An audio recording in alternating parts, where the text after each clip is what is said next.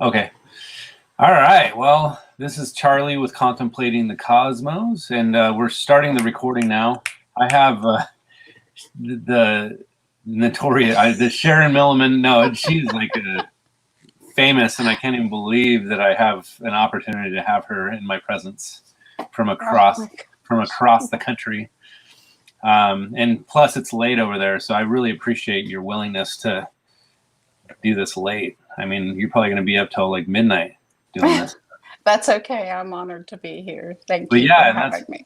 That's dedication too. So, so I personally, obviously, have a vested interest in near-death experiences, and I've been doing research for what 3 years now, like pretty intensely, and I've gotten to know a lot of people in the community that are very involved and getting people aware of what near-death experiences are there for, like the glimpse that people get of the glimpse of eternity or whatever. So so a lot of the followers that are interested in my channel are interested in near-death experiences. That's kind of been one of the main things that has gotten my channel out there because I have been talking about this topic ever since 2 to 3 years ago now. So so anyways, Sharon, as many people might know,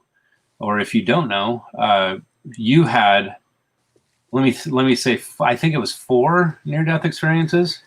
Yes, I did. And I don't just say that willy-nilly. I mean, this is like your body died and you had an experience that you actually could recall, basically, is what people call near-death experiences. I want to give you an opportunity. Now, I know you were on the show with Father Walton, but now we get the Sharon exclusive, and I get to kind of get into your brain a little more deeply, to and let the audience kind of see where you're coming from, because maybe from the beginning, the first near-death experience that you had, and maybe about like how old you were and what happened. I know that there's like getting struck by lightning somewhere in there. Yeah, 4 times. It's like, really? Gosh, you're like an electrical conduit. Yeah, I just go when it thunders and lightnings. I go run under a rubber mattress and hide in the closet. You have like something set up in there. You're like, oh, I man, do. here it goes again. Here we go again. Like, no, not again. Did you feel? Do you have any recollection of being struck by lightning? I mean, did you feel your body? Like, oh yeah. Oh, hold on. Adriana is stopping in, and she wanted to say hi. So, hi. Can you read that? It says, "An honor to listen to you live, Mrs. Milliman." Oh, thank you. I love your book. She read your book. It's better than wonderful. I've done. Thank you. Yeah. So, anyways, better than you. You haven't read it yet. I know, isn't that terrible? No, I'm not. Honestly, I don't know. What the heck? Now I feel guilty. Oh, sorry. I was kidding. I have a children's book for your little one. That's right. Oh, yeah. See, is that upside down? It's upside down. Is that right? A Rose from Heaven? Yeah. Oh, yeah. I have that for your little one, and I have a CD that goes with my book, that's the one you didn't read. So wait, is that a CD of like music? It sounds like just the kind of music that I heard when I was in heaven. Is it like ethereal type?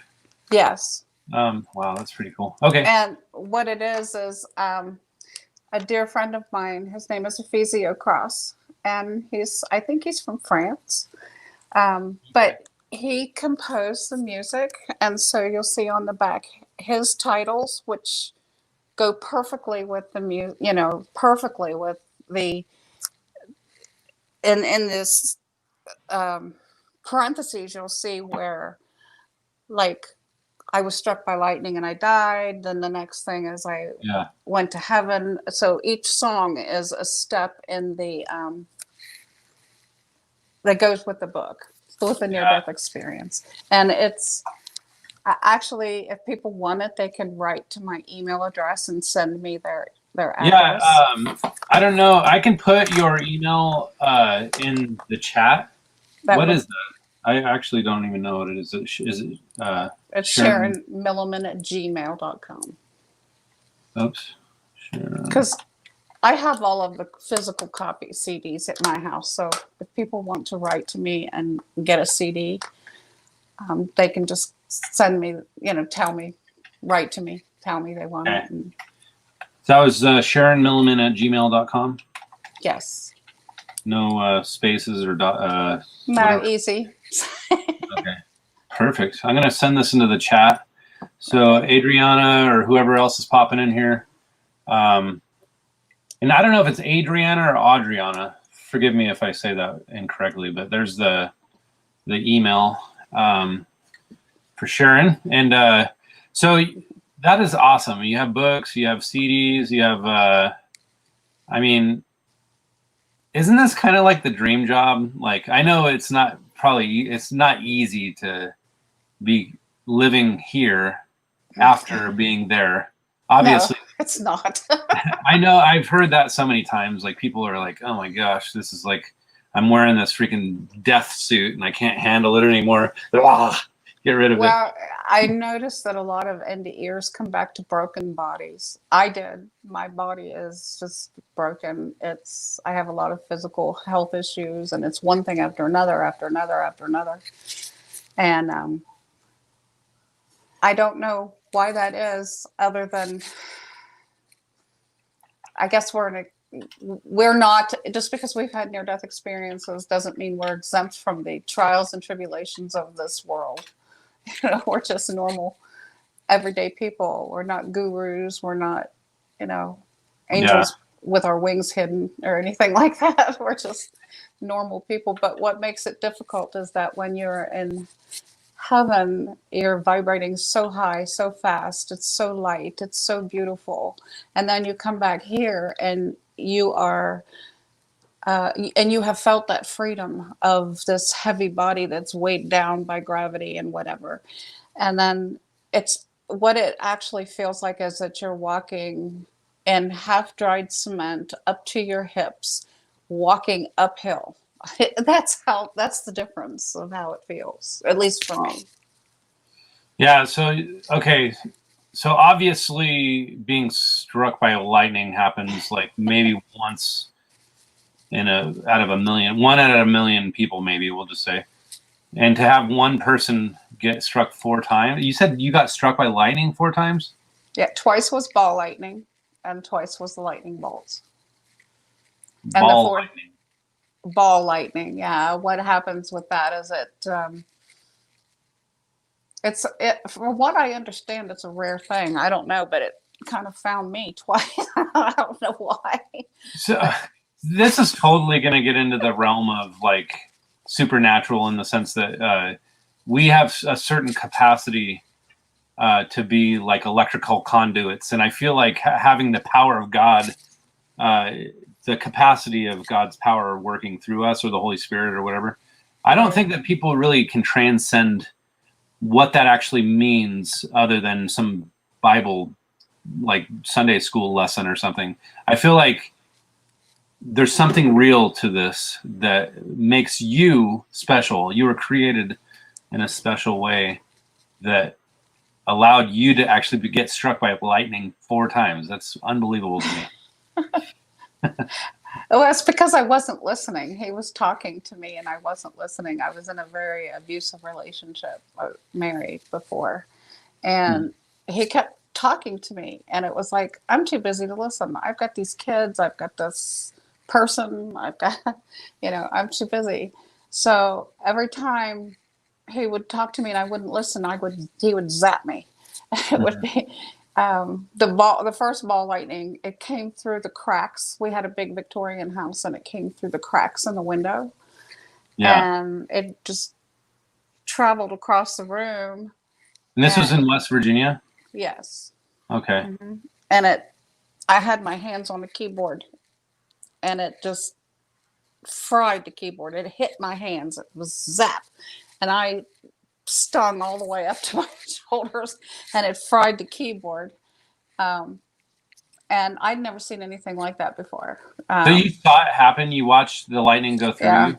I watched it. Was it an out-of-body kind of experience where you're... It was like, I can't believe this. What the heck is that? It was a ball of fire that came through the window and rolled across the room and hit the keyboard. And it hit my hands, and my hands were just, I was like, Huh. it was crazy. And then the second time was the same situation, only I was in the living room watching TV, and the man I was married to was sitting next to me. We had a big front porch, and it was, and we had a transformer in front of our house, so that might have had something to do with it. But anyway, the lightning came underneath the porch and through the crack in the window. And I had big curtains and everything, but it went right through them, and it rolled across the back of the couch and zapped me in the back of the head. I was like, oh my God. Man. My hair, it was real curly after that. It's very curly. Man, I don't know. I'm just trying to... And how long ago was that? So are these kind of like back to back, or, I mean, did it happen like years apart? It was like every other year for the 4 Man, hits. I can't imagine how... I mean, I can see why you'd feel leery of being close to the window and during a lightning storm, and it's like, I don't know. So the fact that you had these things, and how long ago did it start happening, I guess? Like, what, 20 years, 30 years? Yeah. The last one, the one that took me out, was in 2005. Okay. So when you say it took you out, it killed me. Okay. I was dead. So and it was like at home when it happened?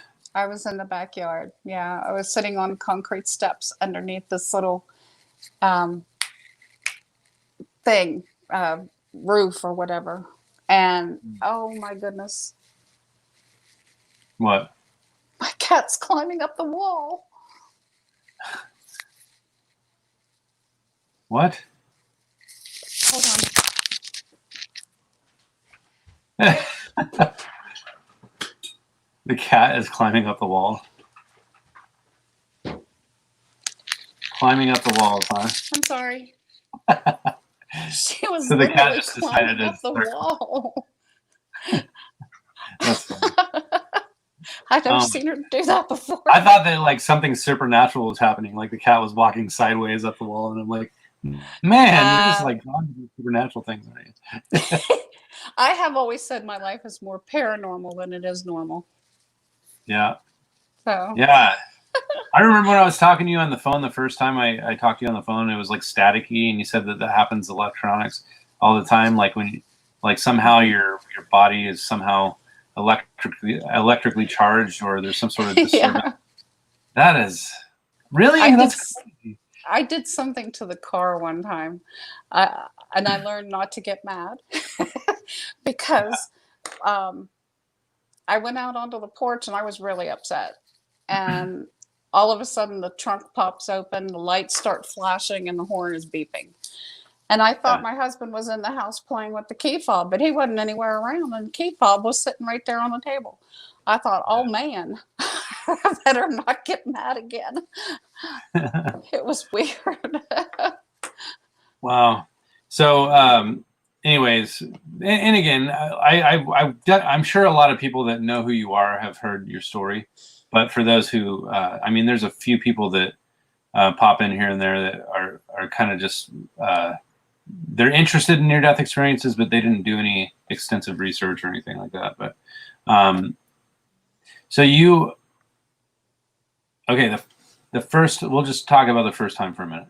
So when you said that the one in 2005 took you out, now, when you say a near-death experience, there's people that might interpret that as that your body didn't actually die; it just could have died. No, it did die. I was dead. I was gone. Okay, so if your body was lifeless, I mean, what did that scenario look like? Did someone come find you or something, or or did you wake up after it happened? I woke up after it happened, and I was laying on the side of the stairs, and there were char marks on the stairs where I'd been sitting and where my feet were. The phone that I was talking on was clear across the yard and was just burnt crisp till it was black. And Yeah. I have medical documentation that I have a right bundle branch block in my heart. So the lightning struck. So it actually caused damage to your heart. It did. And I have seizures and something called post-traumatic migraine syndrome from the lightning. Well, yeah. I can imagine lightning could do some permanent damage. Yeah. So, gosh, I mean, so like I got to just step back for a minute because this is the kind of thing where I'm like, you literally, like, your life was taken out of your body. Yes. And a lot of people actually will say like, okay, I saw my body from outside, like an out of body experience. Did you have an out of body experience too, where you saw your body, or? Actually, I didn't. It hit me so fast, and it hit my right arm, went through my body, underneath the house, and blew the transformer. And I felt this. Oh my gosh! It was searing, agony, burning pain, and then the next thing I know, I mean, it only lasted for like a minute, but it was agony. And then all of a sudden, my spirit just pops up out of my body or peels up out of my body, like kind of peeling a banana. And then the next thing I know, I'm walking through my house. I had no idea I was dead, none. And so I'm walking through my house and I'm looking around at everything, and it had this burnt gold look to it. And I noticed as I walked into my kitchen, that's the first room that I walked into, and I looked at my curtains on the kitchen, and they were not my curtains. Mm-hmm. So I didn't understand what was happening, and I went into the dining room and I looked at the furniture, and nothing was it wasn't my stuff. And So did you have kind of like a quantum leap where you were in someone else's body or something? it was my house. I felt like my body. I didn't feel like I was dead. And so I'm walking through the house, and the none of the furniture was mine. I went into the living room, and it was not mine. It would look like something from back in the 20s or 30s. And I heard this old time radio show playing, and I couldn't find it. I looked everywhere for it, and I couldn't find it. It sounded like something from the Waltons. And I thought, what in the world? What is happening to me? You know, I started to panic. So I literally went back in time it was my house. I knew how to get around in it, but nothing in it was my stuff. So I don't know if I went through some kind of time doorway or what, but I was literally a ghost in my house for a couple of minutes. And I don't know if there were other people in the house at that time, you know, from that time period, and they saw me. I don't know. I did not see any people. I couldn't even find my family. They were in the house, but I couldn't find them. There was nobody. So it was very strange, and I got really frightened. And just as I was about to really lose it, that's when that huge, formless, loving presence came, and just I felt love like I'd never felt before. It just filled me. I wasn't afraid anymore at that point. It was like, and what was funny is we started going sideways. I didn't go up. I didn't go down. I went sideways, really, really fast through these pink and gold clouds, and they were magnificent. But this being, it was like this being that had picked me up and was holding me by my waist, and we were side by side going through this, these clouds that were so beautiful. Then we ended up in a garden at the end of the clouds. We were in this Is it beautiful. like a linear type, like it just happened in sequence, or did it just like all of it kind of happened at the same time in a weird sequence of events or something? Well, there were definite sequences to the events, but time was like, it was weird. It was like it sped up and slowed down all at the same time. You know, Yeah. and there was no, I had no sense. Uh, um, it was a dizzy blonde moment. It's the only thing I can say. I was very disoriented. I couldn't, you know, once I got into the garden, there was no time at all. It was just. Yeah. So real quick, I have people that like to be interactive, and again, these are some people that are interested in near-death experiences. And YouTube Bobberette, or Bopperette actually. Hold on a second. There we go. I can't see it. I'm sorry. It says, loving the NDE chats. To Sharon, did you still feel alive even though you knew you weren't? I did. That's why I was so confused. I didn't know. I knew I had been hit by lightning. I knew the transformer was blown. That's why I was confused about why. Where was my family? What's this weird furniture doing in my house? And where's that weird sound coming from that sounded like I was back in the Walton days or something? Yeah. But I did. But you were aware that transformer was blown out or whatever. Mm-hmm. Oh, yeah. Yeah. So you were pulled away immediately into these pink clouds or whatever? Mm-hmm. As soon as I started to panic. So okay. This, me walking through the house, it lasted a couple minutes because I was walking through each room and I was looking at everything and I was like, oh, this is weird because this is not my stuff. This is my house. I know how to get around in it, but this is not my stuff. So, and that the only reason I could figure out the time period was because I know antique furniture, and yeah, the time period of the furniture was like 20s and late 20s, 30s. And then that radio sound. Okay. The radio sound. Yeah. So you end up in this garden after all this. And again, for anybody listening, I mean, obviously it sounds like a dream state, but for you, it was a reality. It was something that's more real than real, or? Yes, more real than real. Okay. And then the colors, when we got to the garden, it was the most beautiful sunny spring day that you could ever imagine. And I saw blue sky and I saw little white clouds and I saw, beautiful flowers and every color you could imagine and colors you don't even have words for.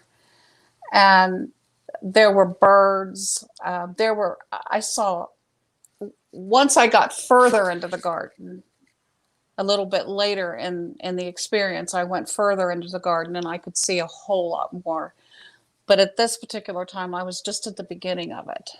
And it was like, wow, this is gorgeous. This is just so beautiful. And then these two young men came to greet me. And at first I thought they were angels because they were so beautiful.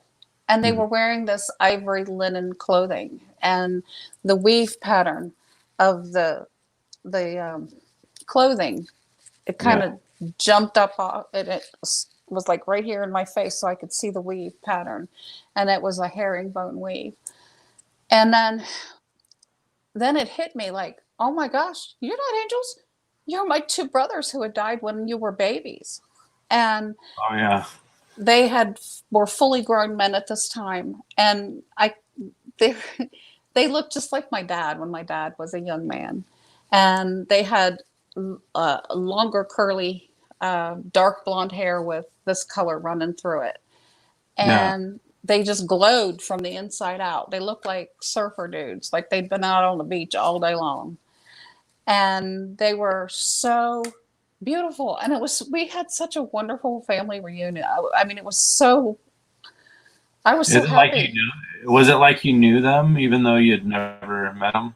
Right. I'd never met them. I was only a baby when they died.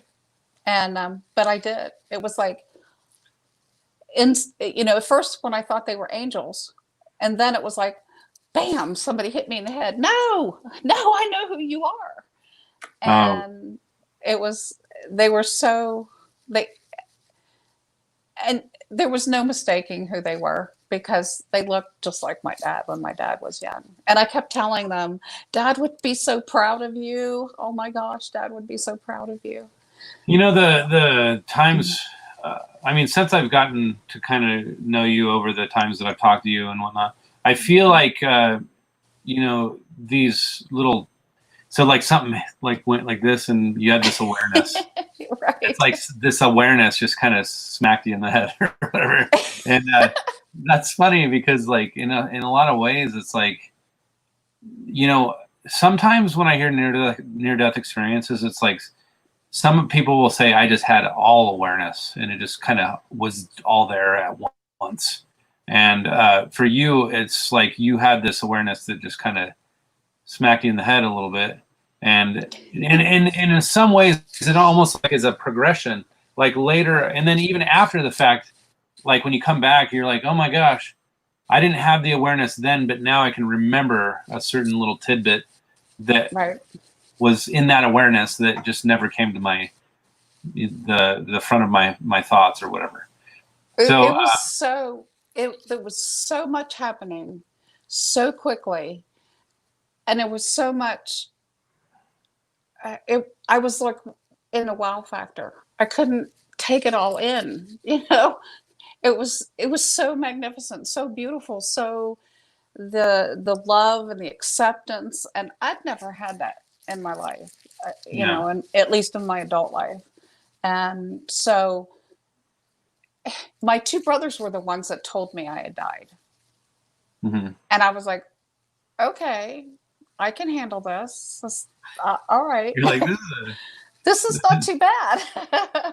yeah. um, but then I looked down the front of me to see, purposefully looked down the front of me to see if I still had a body. And I did. I still had a body, and thank God I was dressed. Um, it was, I could see my hair going down the front of me. I could see my feet and my clothes. And I still, But but you weren't I like was, transparent or anything. no, I wasn't transparent. I was solid. And um, I had, I was kind of glowy, like my brothers were glowing. I was kind of glowy. But I noticed that my body felt very light. It wasn't heavy. I called it a light body because it was so floaty and light, and it's not weighted down and heavy like it is here. And Yeah. You're it not the was, first person to say that. I've heard that from a bunch of people actually.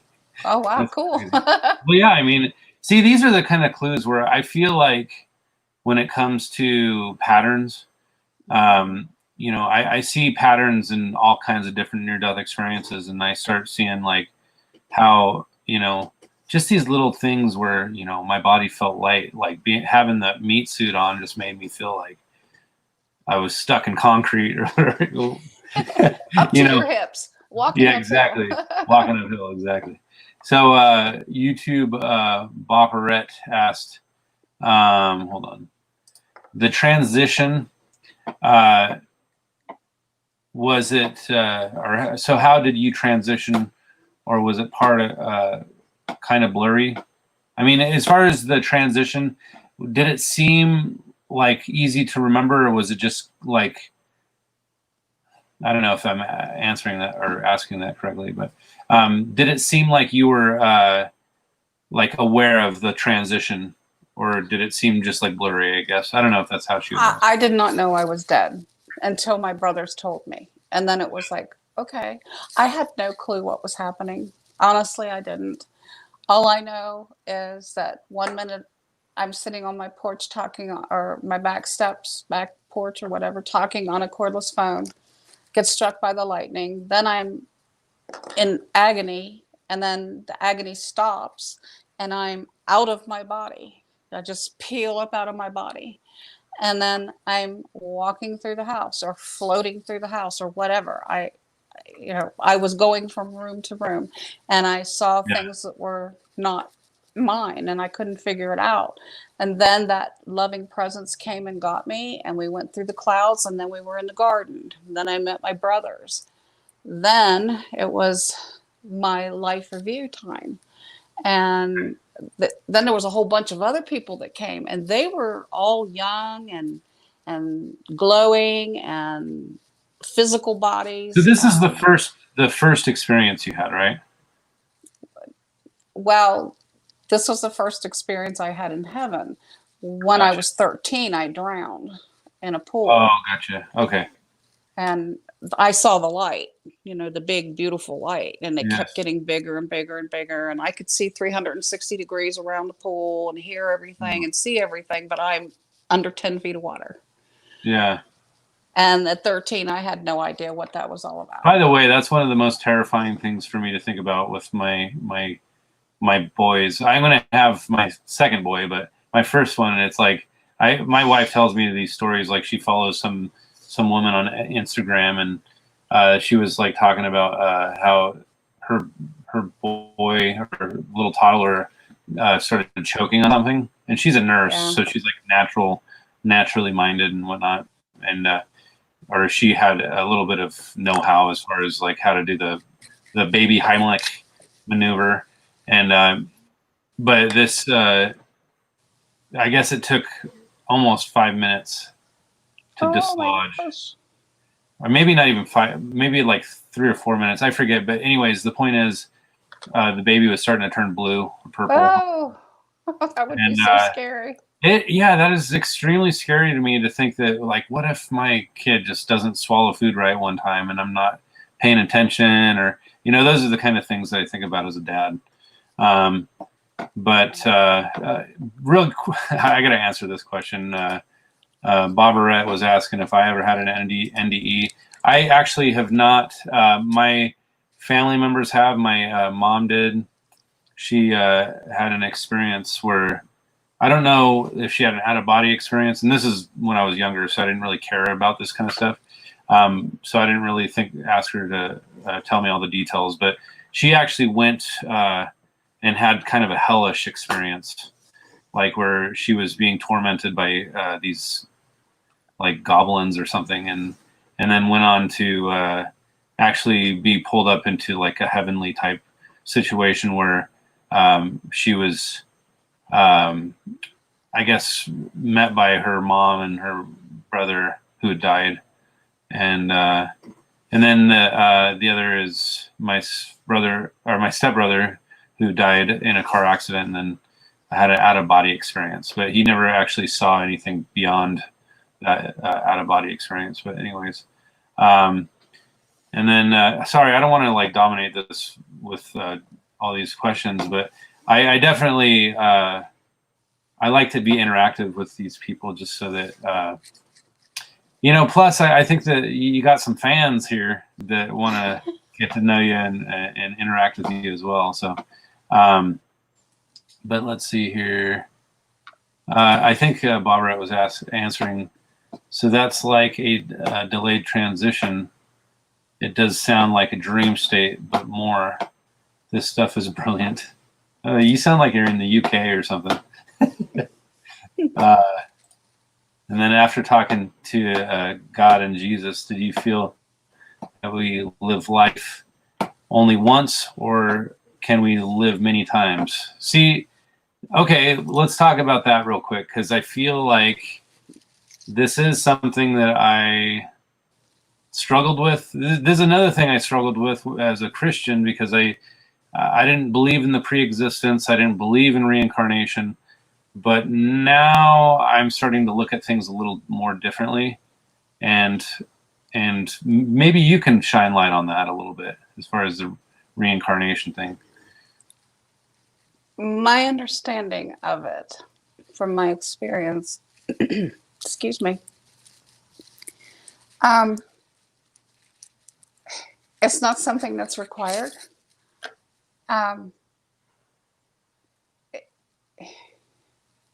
it's a something that the individual soul and God decide together. It's not something that, you know, you die Process. and you're thrown back down here again. It is a process. It does not take an overnight. I mean, it's a long process. You are trained, you are mentored, you are taught, and then you see your, you know, several, you know, scenario of the different lives that you can pick and what's going to happen. You know before you come whether, you know, what you're getting into. The problem is that once you come back here, you forget. But it's not.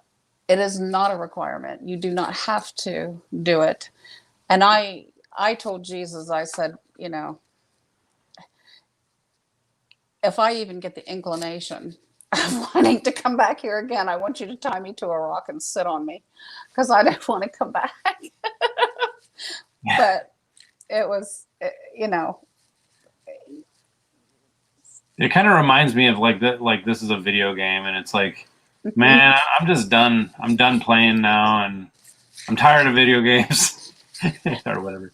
And it's like a virtual reality game. It really is. yeah, And this is so fake compared to what's there. I mean, it's like a cartoon, you know, yeah, and what's waiting on the other side is so real. And so my awareness was so heightened. I could see all the way around without turning my head. I could touch, I could smell, I could taste, I could move my feet. And in one of my near-death experiences, I was actually playing with a puppy.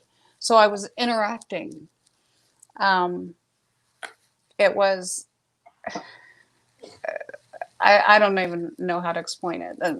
My second NDE and my third NDE, I saw the same exact landmarks. There was a fieldstone wall that had pink roses growing up and over it. like you went back home and you recognized. Yeah, I recognized it was like, my house is that one over there with all the pink roses in the backyard.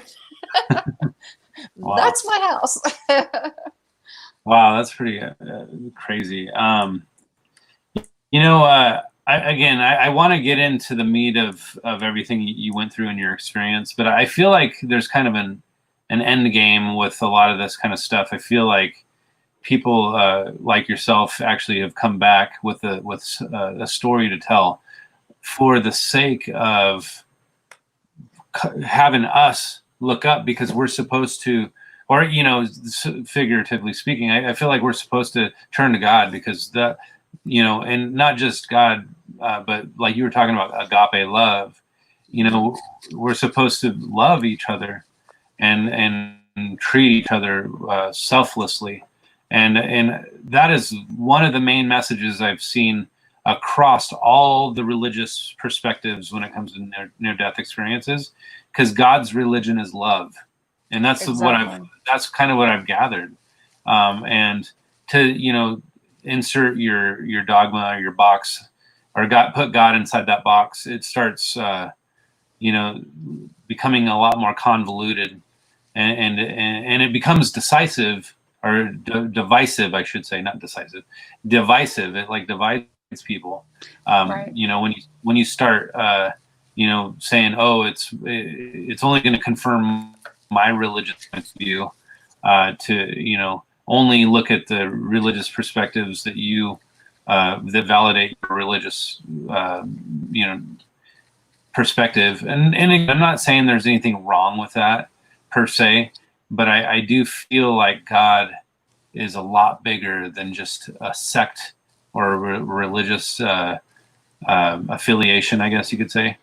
So anyways, and I'm not trying to dismiss like Christianity. I'm not trying to say, oh, Christianity is just a little blip and everything else. I mean, the bottom line, and we were kind of talking about this, and I do want a chance to talk about it a little more, because I feel like a lot of people just don't understand why there are different perspectives. Why are there different, like, why are there people that are Hindu, you know, seeing Krishna or something? I don't even know. I mean, there's different, or maybe that's their interpretation of what they're seeing. Now, I don't know if we're creating our own reality or something, and we see the experiences that we had on Earth when we die, or I mean, can you speak to any of that as far as? Well, you do have a life review. Everybody will have a life Yeah. review. And when I had my life review, it was like all these people gathered around me for love and support. And that huge loving presence moved from beside me to behind me. And I had my brother Stephen on one side and my brother Michael on the other side. And then all these other people gathered around, and they were from all different time periods. And some of the women were in, fancy, beautiful dresses, and some of the men were in suits, fancy suits, and then there was people in regular clothes. So what was interesting about that? Oh, I love those dresses; they were gorgeous. But I knew those people, and they knew me, but I didn't know where I knew them from. And I didn't know if they were relatives or who they were, just that I knew them very well. Yeah. And they knew me, and they all gathered around me, and everybody was no older than 30, or 33 or 30, whatever, late 20s, early 30s. And they were strong and healthy, and I didn't see anybody in wheelchairs or crutches or patches on the eye or sick or coughing or nothing. I didn't see any old people. Yeah. But they gathered around me, and then there was my life review was like watching a black and white movie on an old-fashioned movie reel. So I'm watching this and I'm thinking, okay. And I see myself from the time I was born until the day that I died. And that happened very quickly too, right? Very, just like that. And it was over. And what I learned from that was, well, my first thought was, gosh, my life was boring. Yeah, that went quick. And what's missing, And my two brothers were just kind of grinning, and I thought, wow, you're pulling the brother card on me here. You're not going to tell me. So what I learned was all I felt was love and acceptance, no judgment whatsoever. I didn't judge me. I didn't know I was supposed to judge me. I mean, it kind of went right over my head. So I just watched it, and it was like for information purposes only. And I didn't judge me, and God didn't judge me, and so there was no judgment. And it was over. And then we moved on to the next thing. And so real quick, I want to touch a little bit on this because now I like to glean from different perspectives. Some people have near-death experiences that are hellish, and oftentimes I wonder. And again, I've heard from other people that have had these experiences, or some will say, like Brian Melvin. He's the guy that I had a discussion with, and he actually says that he believes that hell is real and that there's punishment. Even now, other people will say, "Well, hold on, he didn't actually get the full picture because really, what it is we're just creating our own punishment." And he was punishing himself because he was a militant atheist that would just like ream people for being stupid Christians or something, and that was the life that he lived before he had a near-death experience. So now it's like, and granted, I'm not trying to take his story over someone else's or someone else over his story, but I feel like if there is something I'm going to glean from the big picture, like the bird's eye view, I feel like what you're saying is closer to what I've heard as a consensus across the board, that judgment is really the judgment that we put on ourselves. Now I'm kind of concerned. I'm concerned that I'm going to be very judgmental about myself, and that's something that I actually have kind of had a problem with in my life. Well, we're always hardest on ourselves. Yeah. So when we learn not, we do stuff wrong. We're human beings. Everybody is going to make mistakes, But the thing of it is to be cognizant of what you say and what you do, because your words and your actions really, they're there's a ripple effect. It really does matter. More and more, I'm starting to realize that, and not just starting to realize that. I feel like it's these kind of things that make me think more deeply about. Yes, the ripple effect can really just like it get bigger and bigger and bigger, and it turns into waves at the as it goes down the line. And I don't want to just like. Anyways, that's my conviction. My convictions talking there. Well, it's true. I mean, your words can make a soul or break a soul. Yeah. And what I realized when I was in heaven is that it's the little things that you see. It's the little things. It's not the big things like you would think. But it's like you took a toy away from your brother when you were 3, or he was 3 years old and you were 6, and you just felt mean, so you ripped it out of his hand. You see that, and you feel his pain. I heard this Muslim guy kind of talking about his near-death experience, and he was saying how there's something that kind of out of the ordinary stuck out to him. And that was like one day he was out walking around and he was tired and thirsty. It was hot outside and he was looking for water.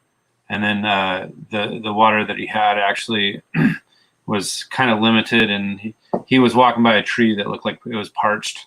So he ended up dumping water on the tree. And that actually stuck out in his life review as being some sort of standout type thing that he did in his life. And then I started thinking about like how we're killing like ants and different things like spiders. It's like, I know that there's life that is here that we don't necessarily appreciate. Now, granted, I feel like God gave us dominion over the earth. And I feel like we're given certain reign over certain things. But I don't think that we should willy-nilly just go start killing things. No. But that's something that sticks out to me. Like, should I be open to just living with ants and mice and stuff that live with us? It's like no. If they're outside, they live. If they're inside, so I'm sorry. But you understand where I'm coming from. Yes, yeah, that's the way I am with bugs. I hate bugs. Hate them. Oh my goodness! If they get on me, I scream and act like a 2-year-old.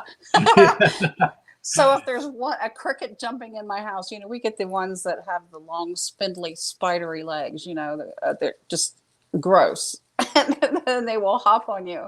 So if we get anything like that in the house, it's like you're dead. If you're outside, you live. If you're in my house, you're dead. Well, this is coming from someone that actually stood before Jesus and has a little better understanding about the eternal existence than we do in this meat soup that we have on. But Adriana actually asked a good question. Do we choose our experiences here on earth? Did we choose parents, husbands prior to coming here, or things just unfold here in heaven? Or like, is there some sort of predestined type situation, predestination? I think some things, yes. Not everything. Yeah, because you're here to experience. There's certain synchronicities that we have because we're on a certain path that we're getting confirmation that we're on that path. Right. And then the other thing was, in heaven, are people single or married, or do you need to be married, or can you be married? Maybe. I don't know. Some of those people that I saw looked like they were married to me, but I think it's more of a soul connection with people. It's not a physical thing like we have here. Physically married, physically together, and can I ask you something? Can I ask you something about that? Sometimes I feel like there's people that I come across where I feel like we don't have a good connection. Like there's something that is almost like we have something between us that's like a past, like it just doesn't click right. But then there's people where you did have like very good confirmation, like that those people are somehow, and I've heard people say you have chemistry or you don't have chemistry or whatever, but I just feel like there's something there, and I don't know exactly how to put my finger on that, but I feel like, yeah. What do you think about that? Well, some people say it's because of, you know, past life stuff. And then some people say that it's you knew each other in heaven, you have soul families, and Yeah, there's a soul tie. right. Like, That's what I was saying. It was you have a soul to soul connection with that person. Then you meet them on the street and it's like, oh my gosh, I know you and I feel like I've known you forever. But yeah, you just met. So yeah. it's happens For a lot. anybody listening right now, this. I'm sure a lot of you can understand where we're coming from on this. Yeah, soul connections. I feel like you know, sometimes you can just come across somebody and just feel like you knew them or know them. It's not even a past thing. It's like you know them, or you Right. just have a connection with them that you're like, oh my gosh, I feel like we could just like talk all like for a million years and it just never stopped or whatever. Right. And you know, I just feel like maybe as far as that question that was asked, like if there's any predestination, I just feel like um, there is some predestination, and you know, I actually feel like, gosh, have you ever seen that movie with Robin Williams, What Dreams May Come? Yeah, Do a you long remember? time ago. Long time Yeah, it's ago. kind of an older movie, I but remember him walking across something and there were people. He was stepping on people's heads or something. That's what I remember from it. yeah, It was so long ago. yeah. A few people popping in here. Hi, David Wolf, and Bama's here. Hi, Bama. And then YouTube Bobberette. Or Bopperette, sorry, I always say Bobberette. And then Adriana or Adriana. You know, I love talking about this kind of stuff. I feel like there's something that is like a path that we're supposed to be on. And so like I get into the thought process of synchronicity and how there's certain confirmations that we have. And okay, so I don't want to veer off topic too much because I know that you are. I know now a lot of you who are in the chat, like Sharon Milliman, has had 4 near-death experiences, and she's not just talking about the experience that she had. She actually has some sort of. I'm going to say that you have intuition. You have insight on what we're here for, and then you actually have remembrance of things that you didn't even recall when you were in the experience, but you can look back to it and say, okay, I still am actively experiencing even after I came back. So I just think that's really interesting. So I don't know. So you got struck by lightning. You went into this garden after floating through some purple clouds or whatever, and pink and gold. yeah. So you were. It's just, okay. So was the garden? Was it like just flower garden, or was it like bush? It was Bushes and huge. There were. Was there like vegetables? I didn't see any carrots. No. I have a big old garden in the back, but that's all vegetables. Carrots and potatoes. No, but there was like fruit on the trees. There was flowers. Oh my gosh, the flowers. And the air was so sweet with the fragrance, but it was so clear. I couldn't get over how clear it was. It was like I don't know. Like I said, my awareness was, my senses were so heightened. As we went further into the garden, I could see far distances, like real close up. And I saw a huge, beautiful, glorious city. And that's what I call it, the glorious city. And there was a huge building in the center of the city that had a golden dome.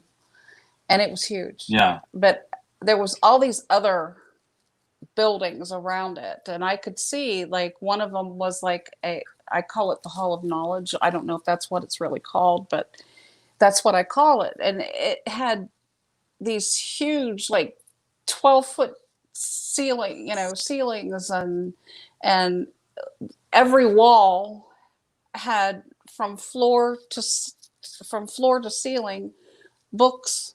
There were this was the biggest library I'd ever seen in my life, and there was a bazillion books in there on every subject you could possibly want to know. I feel like I remember you talking about this when you were on Lee Whitting's. Is it you were? Did you talk about that when you were on that? Right? Oh yeah, yeah. Yeah. So I feel like I remember you talking about this city, which is really weird because you're not the only person that talks about this kind of stuff, like having this almost like this. Like university or something where people just learn about how to be spiritual, or I don't even exactly know. A spiritual school, spiritual college. They have healing buildings that have these beautiful healing pools for people who die very suddenly or very traumatically, or suicide victims or things like that. And they go there, and there are angels and loved ones and mentors and teachers, and it's like a spiritual hospital. And they go there, and they are very gently brought to the awareness of what happened, where they are. You know, my brothers just let it spill out. You're dead. Okay, no problem. But, you know, some people are murdered or... Yeah, trauma. I didn't trauma. realize you could carry trauma into heaven. That's weird. Okay. Yeah, so I mean, the fact that you had fear going in, I noticed that, like you were saying, after you got struck, you're like, oh my gosh, what's happening? And you were kind of scared, right? I was literally a ghost. I didn't know what in the world was going on. It was very, very odd. I hope that never happens again. It didn't happen with the other, and the other three. So if I die the final time, I'm not hanging around. I want to hang around. Yeah, gosh, I don't know if this is anything. Our Akashic Library, probably the wrong name. Actually, in my third NDE, I was taken to this building, and it was a beautiful, beautiful building. It had a courtyard, and so I was standing in the courtyard, and I noticed that this beautiful, beautiful building, it had a big ornate wooden door in the front and a big ornate wooden door in the back. And there were two big, tall, muscular angels standing there, and they had keys. And you could not get in that room without that key. So you had to take that angel with you. Well, he opened the door for me. I didn't. So it was like a guard. He was a guard. He was a guard, and he was a big one. I wouldn't have wanted to make him. He looked like a giant, like he was 13 feet tall or something like that. Well, about 10 feet tall. I'm 5'5", and he was like, I was up to his belly, you know. I'm like, hello. But he opened the door for me, and I went inside, and I noticed the archways and the columns and the beautiful windows, the stained glass windows, and the light was streaming through the windows, but there was nothing in the room, in that whole building, except for in the center of the building, there was this big, tall podium. And on the podium was this book, huge book. I mean, the book was probably as big as my dining room table. So I go up to the book, and there's light coming out of the book, and it's actually a living, breathing book. The pages were not made out of paper; they were made out of a material. Wait, is that the Lamb's Book of Life or something? It was the book of. It really was the Book of Life. That's what the angel called it. And the page, it was open, and there was gold writing on the page, but it was some kind of ancient script, and I couldn't read it. And I was waiting for the angel to fill me in on it, and he didn't say anything. He just was staring straight ahead. And when I realized I wasn't going to get any answers out of him, I was like, well, I can't read this. I have no idea what this says. So we went out into the courtyard, and the angel turned to me and he said, to read from the book of life as a gift. And then he was explaining that it's people, God gives us certain gifts. Some people can speak in tongues, some people can interpret that, some people prophesy, some people see spirits, some people, you know, whatever. But cause electrical disturbance when they're around it. or go stand outside and get struck by lightning every time you walk out the door. But it's, you know, God gives special gifts, and not everybody has the same gift. And what he told me that you read the book of life with your heart. Yeah. He started talking about devices. There are people out there that use devices. They will use computer programs. They will use pendulums. They will use, you know, tarot cards. They will use all of these things and say that they're reading the Akashic records. Mm-hmm. And what they're doing is they're getting information, but what information are they getting? You know, using things like that happens to open doorways to other information that may not necessarily be, you know, they may be fooled into thinking, well, I can read your Akashic records for $100 and I'll use my pendulum and I'll use my tarot cards and I'll get the answers to your whole life. Yeah, you said Akashic records. That's what Bama was saying. I never even heard of this, which is interesting because is this a kind of a theme that you see in near-death experiences? I don't recall even hearing about it. I've heard of the like books and the different things that people see, but it was he called it the book of life. So this would be, you know, people, Akashic records, I guess, is, I don't know what kind of term that is. You know, I've heard the term, but the angel called it the book of life. And every single soul that has ever existed or will ever exist, you are written in that book. Your life is in that book. Every thought, every deed, everything about you is in that book. And you have a page that has your name on it and is all about you. And Did you see the page that you were on? No, I was on somebody else's page. That's why I couldn't read it. And it wasn't one of my gifts. You know, that was what the angel was saying. It was just not. And it was sacred. It seems like very sacred. Very sacred. That's the word. Very, very sacred. It's not to be taken lightly. And I know that upsets some people, but that's what the angel told me, and I can only say what I've been told. You know, I don't know. Well, I kind of gather that even just reading out of the Bible, I mean, the book of life is really the. I mean, it seems to me like that is the record of, I don't know, almost like the most important book there is outside of the Bible, I guess you could say. I don't know. I mean, but I don't know. It's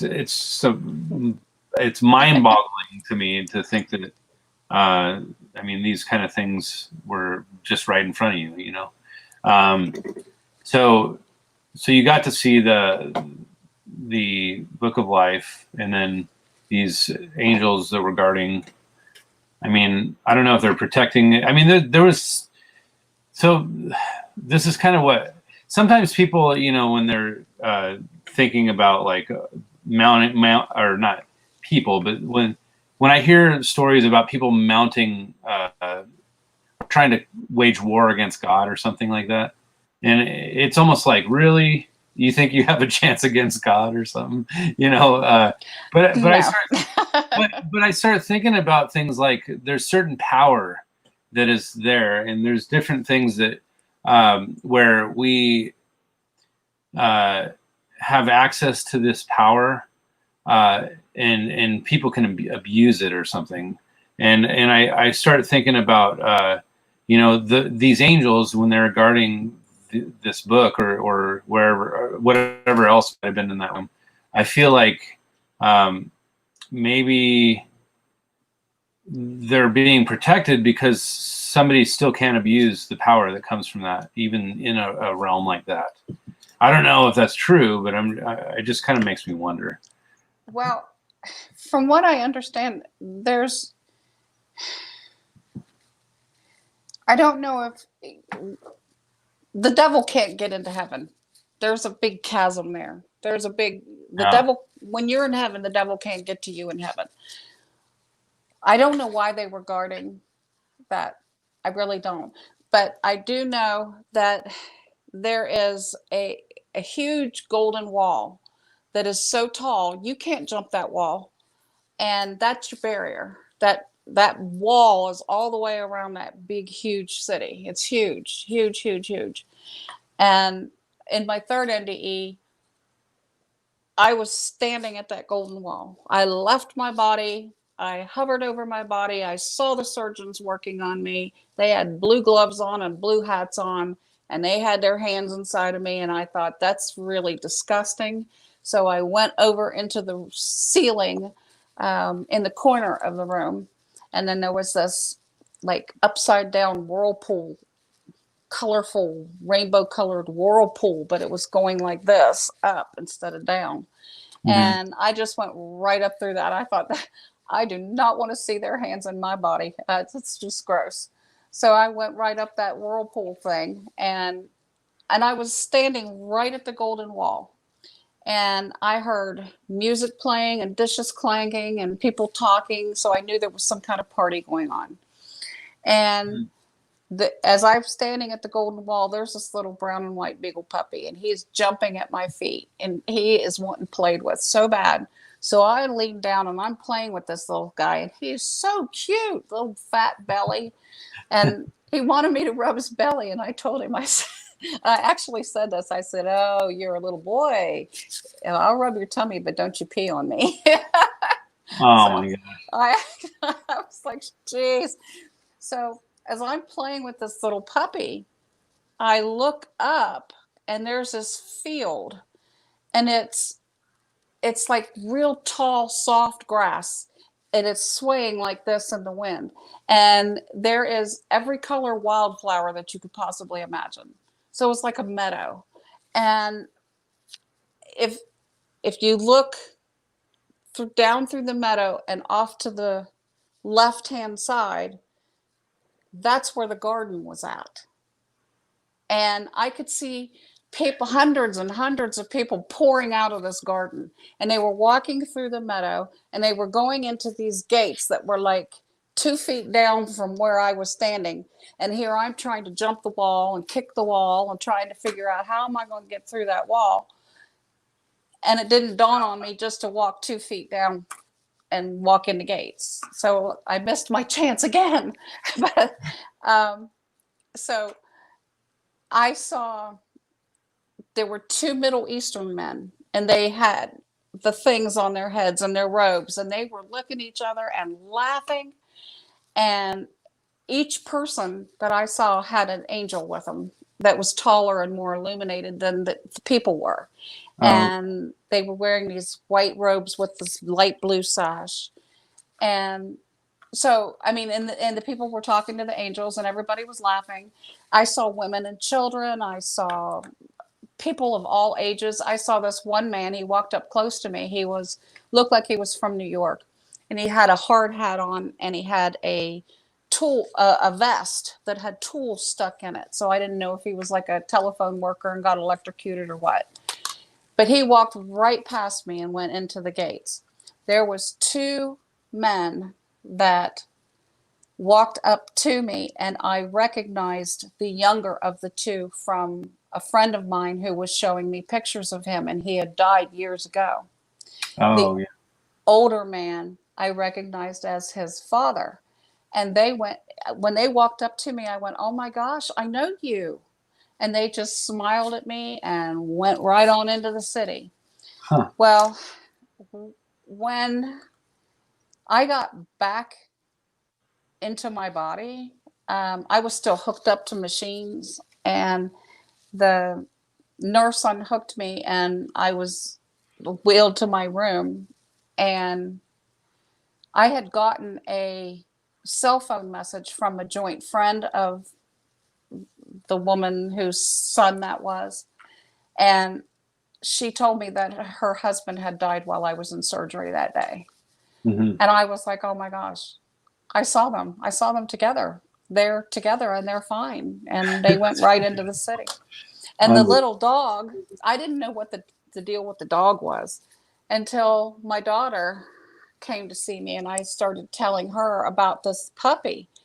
And she told me that her neighbor that lived down the street from her, they had to call the police on this person because this person was beating his beagle puppy to death. So I was able to tell her that beagle puppy was there and he was fine and he was happy and he was okay. And Yeah. that really meant a lot to her. I didn't know a thing about that until she told me about it. You know, I could see how this could be very therapeutic to hear these kind of stories, and really just trying to, because sometimes life it sucks. I mean, the reality is that people just have to deal with this world. And you know, my friend Eric from Gypsy Road, he actually popped in here and he was saying it's nice listening to a show that it's not talking about wearing masks.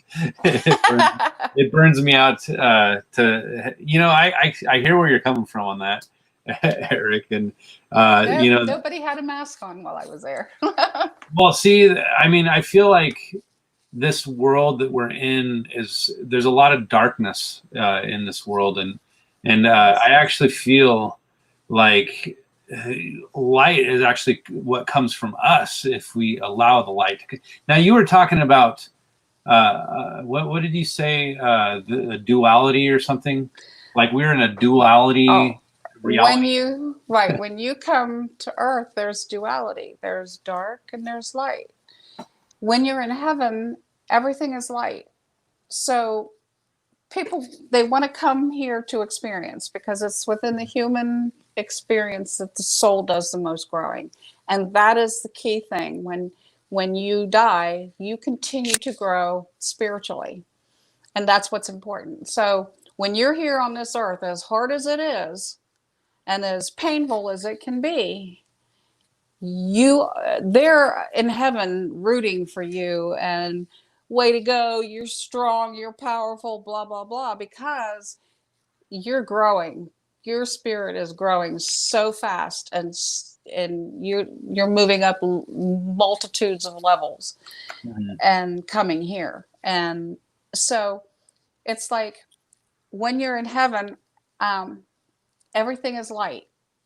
So you hear the word darkness, but you don't know what that means because you haven't experienced it. You hear the word forgiveness, but you don't have a concept of what it means to forgive because there is no need for that there. So you want to know what these experiences are. So that's when you go to God and you say, hey, I want to know what darkness means. I want to know what forgiveness means. I want to know what, whatever, loss of what loss feels like, because when you're in... I want to mention something really quick. And I had mentioned this to you on the phone earlier, but I have a friend that basically calls himself, he's willing to admit that he's an atheist. And I've kind of gotten into the details with him about it. I'm like, how would you know that you're an atheist? I mean, some people actually that even say they're an atheist is kind of like a belief system, like you were saying. You have to believe something like that in order to accept it. But where was I going with this? I feel like I'm getting distracted by the chat because there's a bunch of really cool things being said, and I get very distracted. But I'm very ADD, by the way. But you need to take a Ritalin.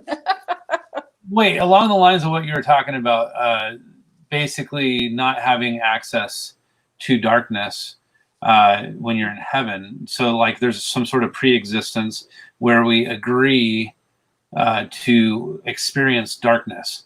Now this guy that I was talking about was basically saying, God, I almost want to just read well, forget about it. But he basically says that God is kind of like, why would he allow darkness and stuff to take over in this world? Why doesn't he intervene? I'm like, well, because you don't understand the end game.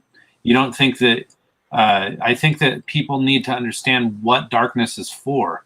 It's not necessarily to let the devil take over everything. Like, I'm almost wondering, and again, I almost wonder if darkness is actually going to be destroyed, in the sense that, because the way the Bible puts it is that death and Hades will be cast into the lake of fire.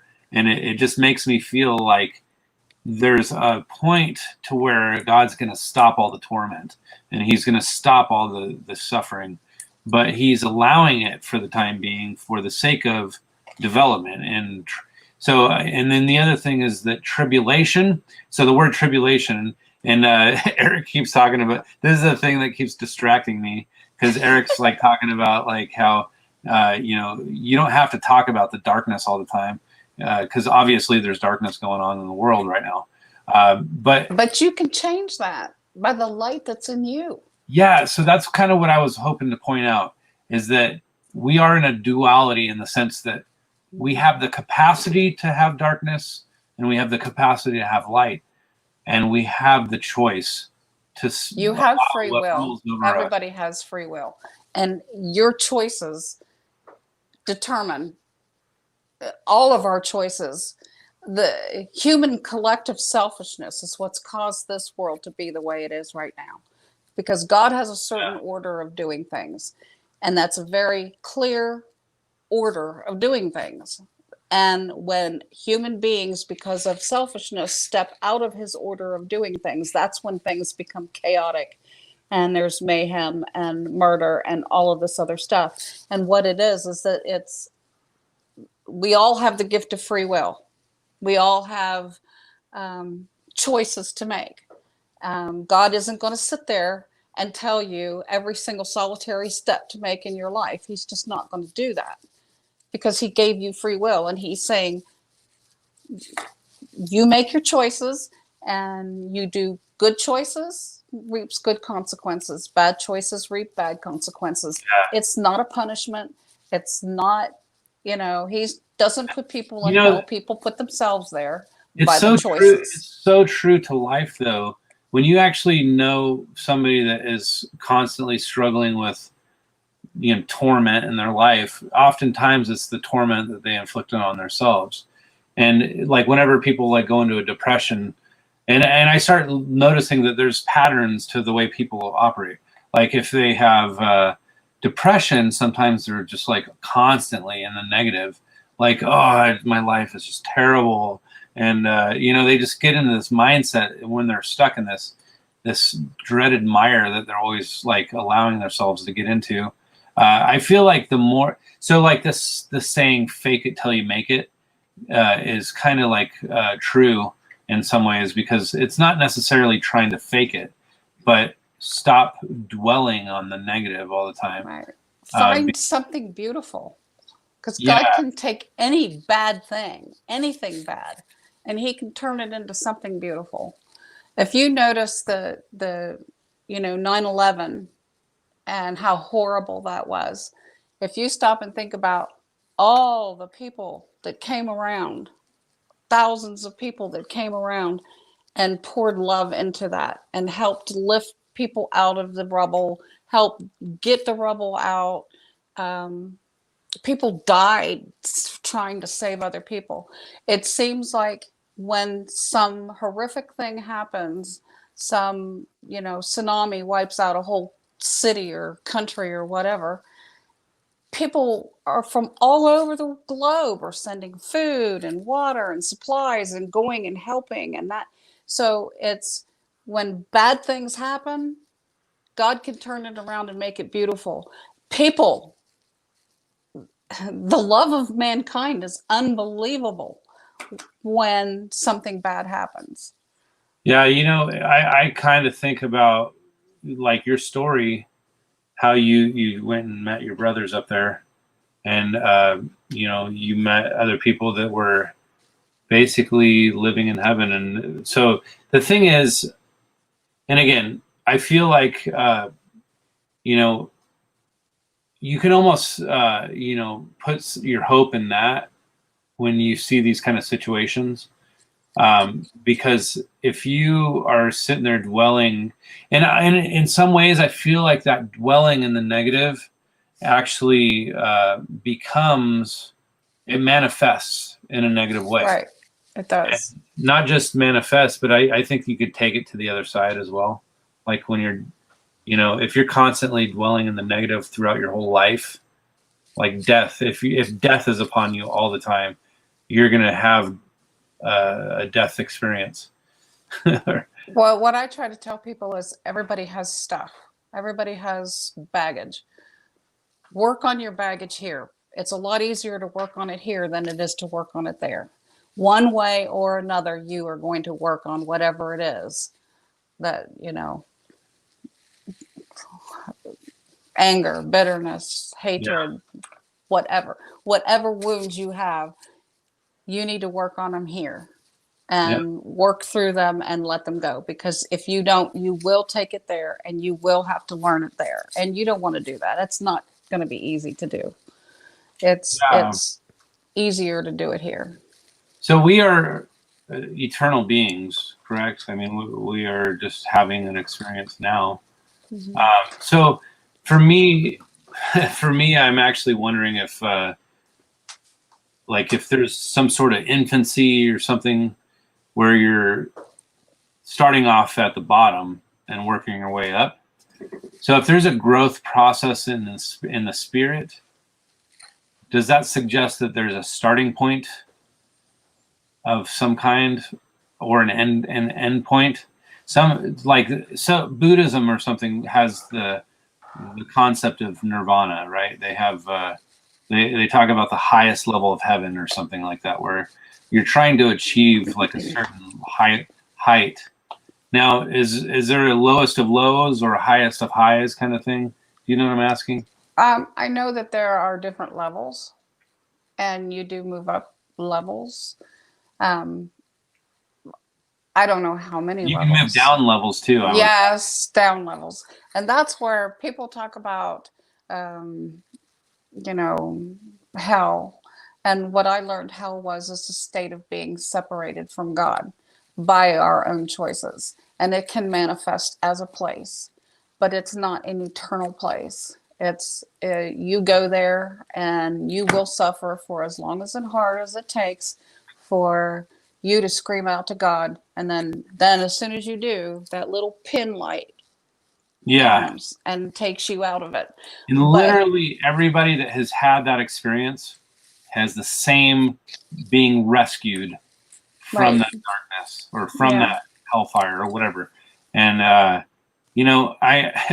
it's almost like there's never been where somebody was in that darkness where they weren't rescued. From what I can tell. Right. Now, granted, some will come back and say, oh, well, if I hadn't been rescued, I would have been stuck there for eternity or whatever. And it's like, well, and oftentimes people will look to the Bible and say, well, the Bible talks about hell and Sheol and the lake of fire and things like that. You'll be eternal torment and things like that. And again, these are the things that I wanted to learn more about because I wanted to understand actually what the Bible says. And I listened to this. I watched a documentary about hell, I think it was, and this guy basically was talking about the meanings of like the words. So they kind of got into the word studies of what was actually being said in the Bible. And that hell actually is 3 different words, or maybe, in the Old Testament it's Sheol, or hate, it might even be Hades in the Old Testament too. No, but the Greek actually is Hades, and then Gehenna. Gehenna is the dump, which is burning, right, on the outskirts outside of the city. Yeah, they would throw their trash and they would throw their crucified bodies who didn't have families to come and pick them up. They would throw all that stuff outside the city and burn it. That's your lake of fire. Yes. So that's something I want people to understand. Yeah. Thank you, by the way, Eric from Gypsy Road. Go subscribe to his channel too, by the way. He says don't forget to give a thumbs up. Oftentimes people are really good about that, but thumbs up helps get the word out. So I want everybody to hear Sharon's story and hear our exchange, because I feel like these are the type of talks that people need to have more often. But as far as the health thing, I feel like it's a very dividing issue. I'll just say that right now. It really is a moot point. I don't think that people should be feared into submission. I think that love would conquer all anyway. So if you're operating from love, hell is powerless. So I just want to put that out there. So every little thing you do, it doesn't matter how big it is. If you do it with love, that is so huge. That is so huge to God. It's whether you're doing dishes for your family or laundry or cooking a meal or picking up cigarette butts off the street. It doesn't make a difference. However big or small the act is, if you do it with love, that is so important. And that's what you're going to see in your life review. It's not the big things. I mean, you could talk to an arena of 20,000 people, or you can give a meal to a poor person that doesn't have any food. And honestly, one small act is bigger than the other. Yeah, in fact, Jesus really points that out, because he basically points out that the Pharisees will be the ones that project themselves as the authorities of how to be or whatever, and they're always like, oh, look at me, I've been a great example of how everybody should be or whatever, and then like you were saying, you know, that woman in Elijah, I think it is, or Elisha, I don't remember, but one of the prophets was being being kept in that woman's house to protect him, I think, and she gave him all that she had, or something like that. And I believe the story was pointing out that she really didn't have anything to give, but she gave it anyway. Right. and really just the little things are the things that actually go the furthest, especially when it's being done from the heart.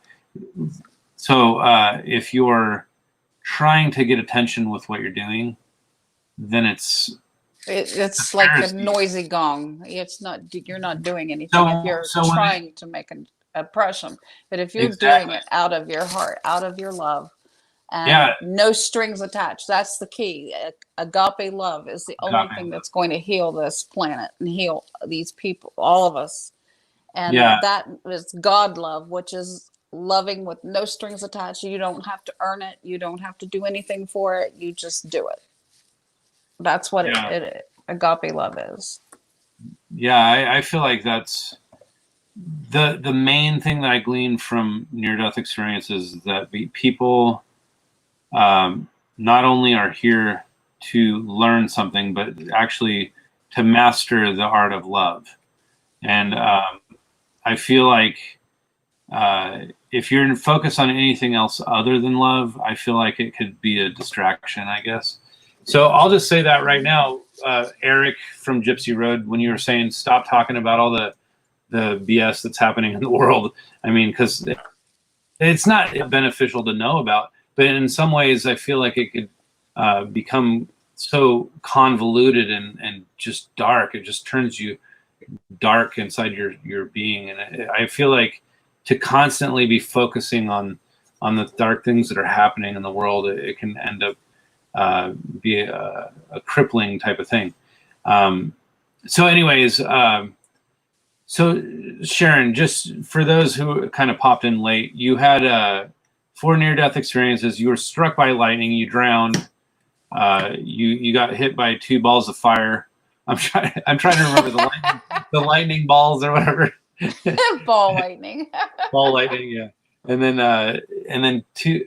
So anyways, I mean, how are you still here, number 1? And I have no idea. And then number 2, I mean, it sounds like you learned some pretty good lessons through all this. But obviously there's other things that you need to express while you're here. You're sharing this with other people. you're writing books, you're making sure that everybody's aware. You're spreading awareness. So what is this awareness for other people? I mean, in a nutshell, you think, as far as Well, first of all, no matter how big the vastness of the universe is, the multi-universes, the multi-dimensions and all of that, we're very tiny in comparison to all of that. But we are so intricately important to all of it. If we weren't here, it would mess up something there, because everything that God created, he had a purpose and a reason for. And we are so very important to everything that he created. The black holes, the stars, whatever. And here we are on this planet, and we think that we're not, there's no, what's our purpose of being here? Our purpose of being here is that we are connected to every single thing that's on this planet, every single person, every single tree, every single animal. We're all connected. And everything that we have a purpose, and it's very important, and to all of creation, all of his creation. And the other thing that I tell people is that he loves, there's 7.7 billion people on this planet. So if you stop and think about this is really big. He loves you as if you were the only one he ever created. And he loves you so much that he thinks about you every single second of every single day. And if he stopped thinking about you for even an instant, you would cease to be as if you never were. And so it's important to understand that you are important and you are loved, and he's with you even during the hard times. And people ask me why do we, bad things happen to good people, and why do we suffer? Well, that's a part of the human condition, and it's inevitable that we're all going to suffer at some point in our life. But it's, what do we do with that? How do we get through that? Do we let that debilitate us and cripple us? And do we stop growing spiritually, or do we we're not victims of it? We overcome it, we become stronger, and we grow spiritually through it, and become more compassionate to other people because we've been through hard times. Yeah, that's the one thing I want to point out to people, is that I feel like even the way the Bible presents this, and I will always reference the Bible because it's a document to kind of express how we're supposed to be and what to expect. But we are to experience tribulation, and I feel like the word tribulation, just to do a little word breakdown, and that is basically the word tribulation means sifting of wheat, I believe. And when they sift wheat, they kind of move it around a lot until that outer shell known as chaff is just, it comes off, and then you have the separation of the chaff from the wheat. So you have the pure form of wheat, but it's caused by disruption and shaking and turbulence. The same thing happens with gold being refined in fire. Gold being refined in fire actually burns away the dross, and you become more pure. And I think that these are principles that we're here for, to experience the burning away of the dross, or the removing of that chaff or whatever. That's tribulation. We're supposed to experience tribulation. And I feel like, like with this guy that freaking says God, I even if I stood before God, I would tell him to go screw himself, because how could you let me go through all this stuff? And it's like, really? Whatever. I told God no, but I wouldn't tell him to do that. and obviously I don't mean, I'm just speaking from the other from the perspective of this other guy. I just feel like, know. yeah, I kind of tread lightly sometimes when I say stuff like that, because I feel like I don't want to, I don't want to get struck by lightning either. No, you don't. But yeah, But he's sorry. a big boy. He can take it. He doesn't. He's a he is not what people think he is. He's so simple, and Yeah, that's one of the things that I noticed in my near-death experience is that we human beings make him so complicated, and he's not complicated. He's love, period. Huge, huge love, and I don't know if people can wrap their head around that. I think that, it's almost like weird to allow love in, because it's almost like people are like so scared of putting their heart out there for people. And so I've kind of experienced that, people become these shells. Like, I think in some ways, we're almost being conditioned in a way to not love each other, because I don't know, like you could be walking like in a store or something, and you walk down this aisle and you'll go catch eyes with somebody just to smile at them, and they're just like, they look away real quick, and it's like, yeah. they want nothing to do with having any kind of intimacy, it seems like. And I like to use the word intimacy because and I don't use intimacy necessarily in the form of like sexually speaking, but I'm saying the word. So this pastor that I used to have, his name was Randy Rhodes.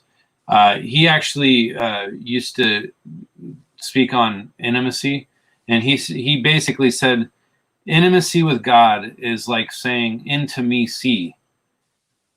Allowing God to see into you and your most vulnerable space is true intimacy. Excuse me. I'm sorry. So you know what I'm saying? Intimacy is basically allowing yourself to be vulnerable. And so I feel like getting yourself, you're probably talking too much. I'm just kidding. Sorry. So yeah, anyways, yeah, Bob Barrett actually took off a second ago over in the UK. So she was saying bye. And I appreciate everybody else that's hanging with us. And I guess if you have any questions for Sharon, we're coming up on. No, cough it out real quick if you need to. All right. I have a bad cough. Sorry. Well, honestly, I've been feeling pretty terrible lately. I think I have a flu bug or something. I actually got a positive or a negative COVID test. Oh, So that's good. I still feel like my body's aching and just very lethargic. See, I had COVID in March, and it's terrible. You don't want it. It's awful, awful. Yeah. No, I'm glad that you made it through without. Thank you. I mean, that could have been the last straw after all the lightning strikes and all that. But could have been number 5, right? Well, I always wondered, why did God kick me out of heaven 4 times? What's wrong with me? Do I have bad breath? Do I stink? What? Why does she kick me out? Is there bad breath in heaven? I mean, I never smell it. It sounds to me like everybody has like good breath, but they're passing around the Tic Tacs. So I want to say Adriana. Is it Adriana? You mentioned about the Quran in your A Song in the Wind book. Yes. Is the Quran scripture? How about other books like the Book of Mormon? What do you think of those?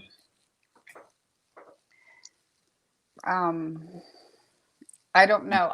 When I was in heaven and I was talking to God, I have never read the Quran. I've never picked up the Quran, seen it or anything. But I said, God, your 100th name is God is everywhere, God is nowhere, and God is in me. And he said, yes, that's right. Well, I believe that there are many holy books. Um, the Quran is the holy book for the Islam tradition or whatever. And then you've got the Torah, which is the holy book for the Jewish people. And then we've got the Bible for the Christian people. And we were talking about this earlier today. And I think that all of these different religions and traditions and all people, we have, each one of us has a little piece of the pie instead of a whole piece, a whole big pie. So nobody has all of the pie, the whole picture. Yeah. But if we could learn how to stop all this division, stop all this racism, stop all this, you know, my religion is better than your religion and blah, blah, blah. If we could all come together with our little pieces and celebrate the things that we have in common and learn from each other those things that we have that are different, and realize that all we all come from one place and we are all going to go back to one place eventually. And we are one human race and we are all connected. And if we were to bring our pieces together, we might have a whole picture right there. But as it stands right now, everybody is divided about what color skin you have or what religion is the right one. And God isn't religious. He's too big to be put in a box. He's, you know, whatever religion is right for you and brings you closer to God, that's the right one for you. That doesn't mean that your neighbor's going to have the same, you know, they may have something different that's right for them. If it brings them closer to God, then it's the right one for them. But Yeah. So real quick, I just, you know, I've studied a lot of the Bible. And so where the scripture that says, there's only one name under heaven given among men whereby we must be saved. You know, it starts bringing into question like what that actually means. Like we are given. So like when you were saying the people had these hell experiences and they called out to the name of Jesus and he was there and saved them. And that's kind of what I think about. Like the valley of the shadow of death or something was actually this hell experience that people were having. And he came and rescued them. Now, I believe, and again, this is my own perspective just based on other near-death experiences. I have not had my own experience, but I feel like people somehow, like Howard Storm, he was saying how he actually didn't really think about what to say. It was like given to him to say, almost like, you know, say Jesus or something like that, and he's like, what? Like I don't believe in Jesus or something like that. And it's almost like there is power in the name of Jesus, but sometimes people don't know to say Jesus. And I've heard that there's been near-death experiences where they're given the name Jesus when they're in that place. yeah. Like, call out to Jesus and he'll save you. I've heard about, well, people that are in this hell, which is the state of being, okay? Yeah. And so they're in this state. There are people there to help them. I mean, yeah, they're being tormented by their own choices. But there was this man who was a painter, and the only thing that he was in hell, and the only thing that he could paint was using black and gray. Well, he had a teacher, a mentor, who would leave the heavenly realm and go down to where he was. And she was trying to teach him that he could use more color. So she came down and she said, here, use the blue. No, all I see is the gray and the black. I can't paint with anything else. So she went away and she came back a couple days later and she gave him the blue again. And she said, there are more colors than just gray and black. All you see is gray and black, but try using this blue and see what it does. So he tried to use the blue and he thought, oh, great. I see gray, black, and blue now. That's great. So he's starting to change a little bit. So she comes down again and she brings him yellow. And then she comes down again and she brings him red. And then she brings him purple. And by the time she's done, he has this beautiful piece of art that has all these gorgeous colors. And each time he moves up a level. And so there he is in the garden one day because someone cared enough about him to go down, and she didn't give him all the answers. She just tried to, Wake him up. Yeah, The exactly. It's weird. This is exactly like that freaking movie, What Dreams May Come, with Robin Williams. He basically, do you remember, like, he ended up, his wife committed suicide or something after he died? Yeah. And he ended up going down into hell to rescue her. But Is that when he was walking on the people's heads? Yeah.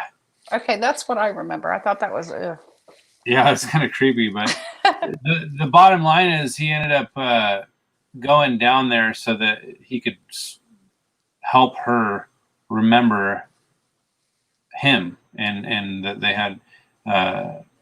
So basically, he went and retrieved her from hell to bring her back to heaven. It's kind of an interesting story, but and I didn't really look at it like any kind of biblical perspective or anything, but it's interesting though that, so you had talked about the pie or the puzzle, like everybody has their own little piece. And I feel like there is a lot of people that know a lot of things, but I don't think anybody individually like has a full pie. I don't think anybody can have a full pie. I think that in this suit that we're in, this meat suit that we're in, I think that we cannot have that level of understanding. Kind of like that person that was down painting black and white.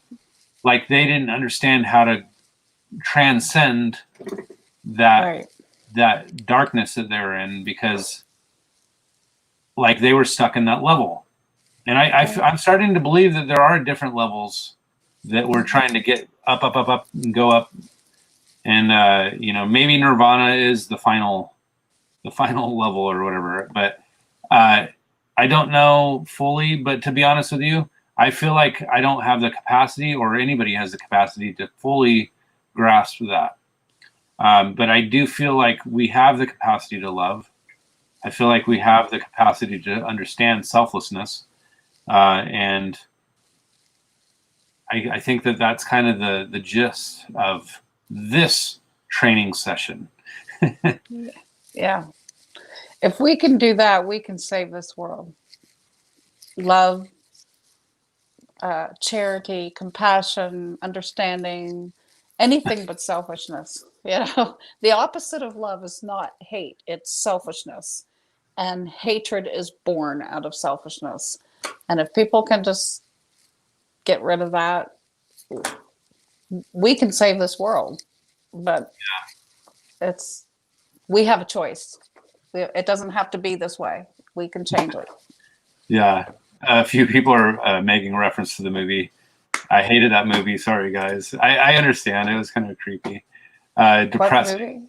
What movie? What Dreams May Come. Oh, yeah. And then Bama says, didn't he commit suicide? I actually think he was hit by oncoming traffic, and after traffic was suddenly stopped or something like that. Or somebody got hit by a car, and he was a doctor, and he ended up getting. Anyways, point is, his wife ended up killing herself. I think that's the storyline.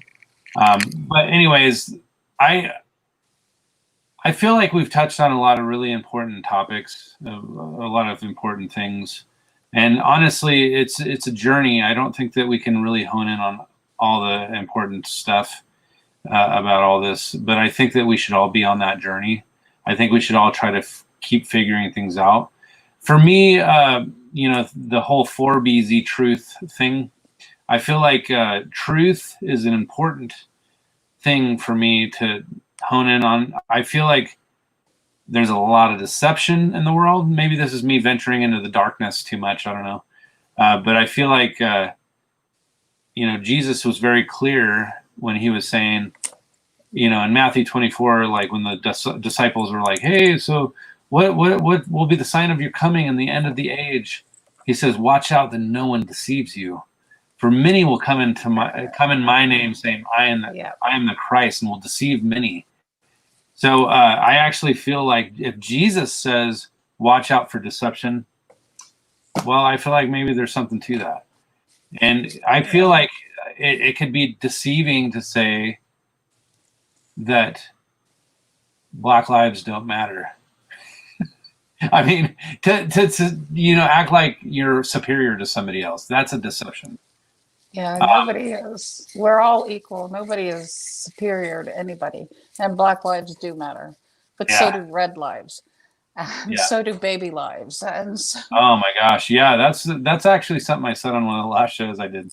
I said small lives matter because there's a lot of people, discarding their baby that they don't want. But the point is, I feel like there's hold on. Oh, sorry. I just realized Bama was asking if Robin Williams committed suicide. I believe that it was an accidental death, personally. If you look it up, it's asphyxiation or something like that.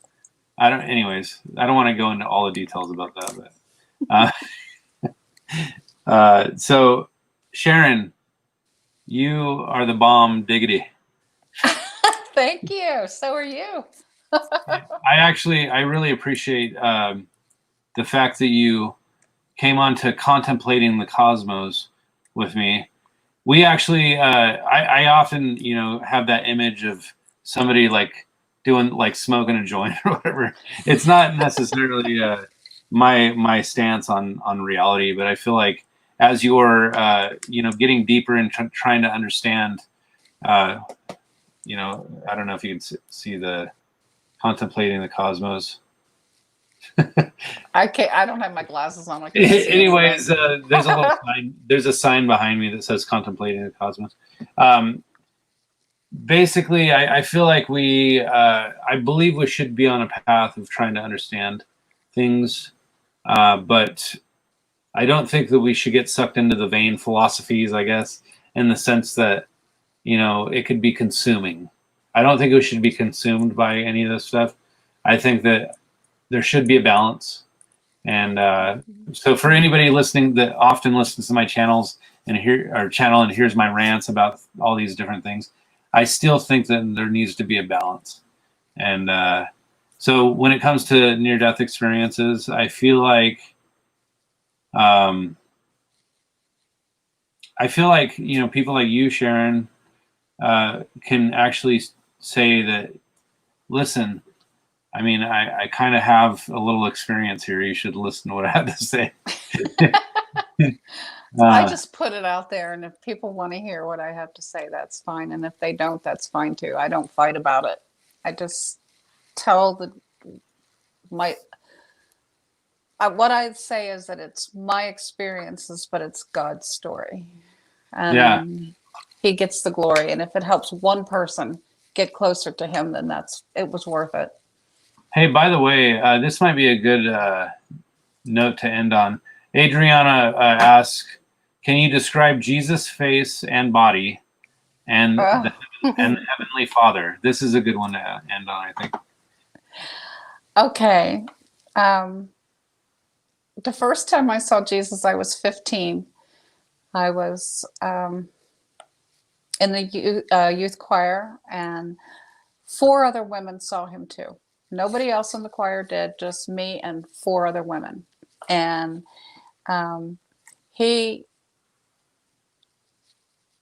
I saw him again when I was in heaven, and he has physically appeared to me 5 other times, and not in a vision or dream, but physically right there in front of me.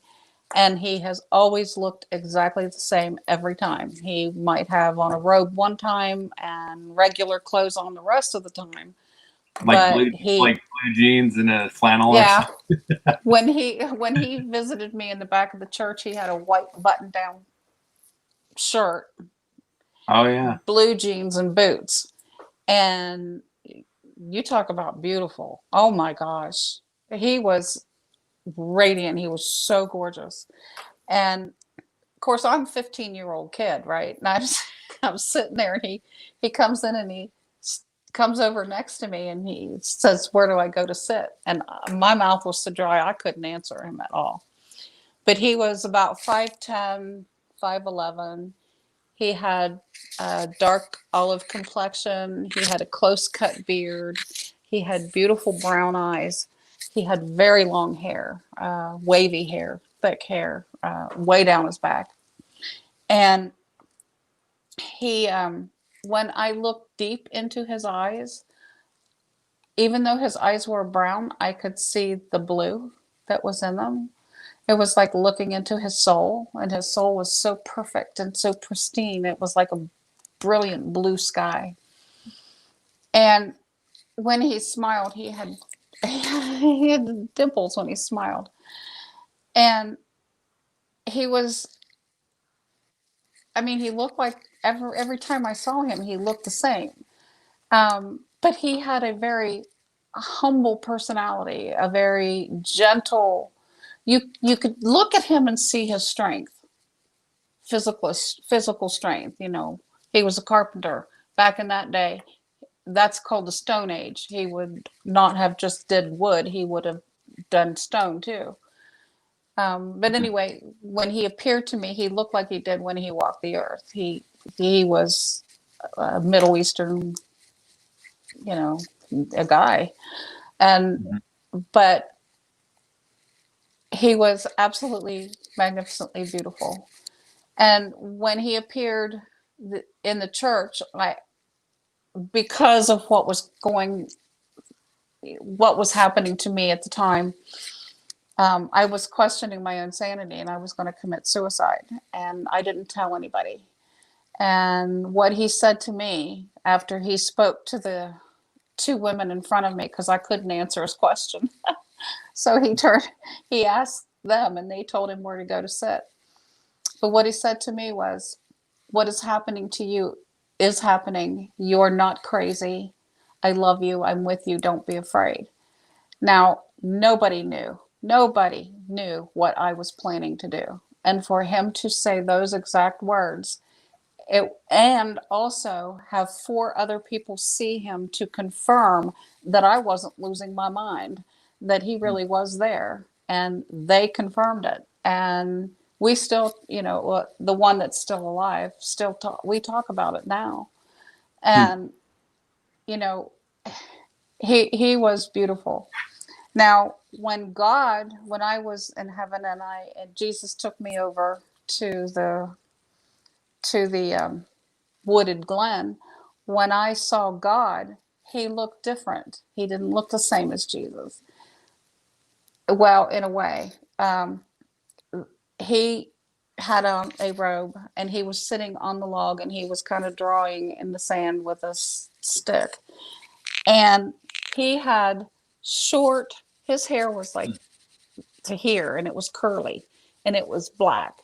And he had a black beard, and he had the bluest eyes you have ever seen in your life. Blue, blue, blue. Where Jesus was brown, but yet if you look deep into him, you could see the blue. This was different. This was like sparkling blue, gorgeous. Yeah. But what was interesting is at the time of my near-death experience, I mean, God is the creator of all things. He can appear as anything he wants. If he'd appeared as a burning bush or a goat with 3 heads, there would never have been a conversation. So he appeared to me in a way that was going to be very comforting and easy for me to talk to. And he had a laugh. Oh my goodness, he had a personality, and he would throw his head back and just roar because he said, "What would you do if it was just me and you?" And I said, "No, I don't think so, because after 10 minutes you would be tired of me." And he just threw his head back and he laughed. But there was a few years ago, my husband and I went to the movie theater and we watched Heaven is for Real. Yeah. And there's a painting that this girl does, and it flashed across the screen. Now, I'd never heard of that girl. I'd never seen that picture until we saw that movie. And I grabbed my husband's arm and I about yanked it out of the socket in the movie theater. And I said, "Oh my God, that's God. That's not Jesus, that's God." And Really? that's exactly what he looked like. Exactly what he looked like. Here, I'm gonna pull up an image real quick to show everybody. Let me see. I'm just trying to find one where it isn't like for sale. So, well, I can just here. Let me go back here. I'm just going to share.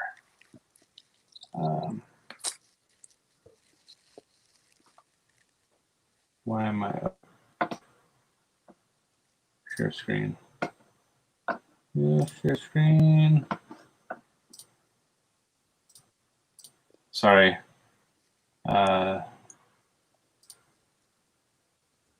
Here we go. Here we go. See if it. Oh, here we go. Okay. So this is. Can you see like this picture here of Jesus? Sorry. It's... Oh my God. That's what he looked like. That's what God looked like. That's not what Jesus looked like. Oh, really? When I saw that picture in that movie, I was yelling out in the movie theater, "Oh my God, that is God. That is God. That's not Jesus. That's God." That's what the man looked like that was sitting on this. I couldn't believe it. I was so in shock. Because I'd never seen that movie or picture before until we went to the movie theater. And that was just a few years ago. Yeah. Yeah, so you're saying God is here, I'm just going to take this off real quick here.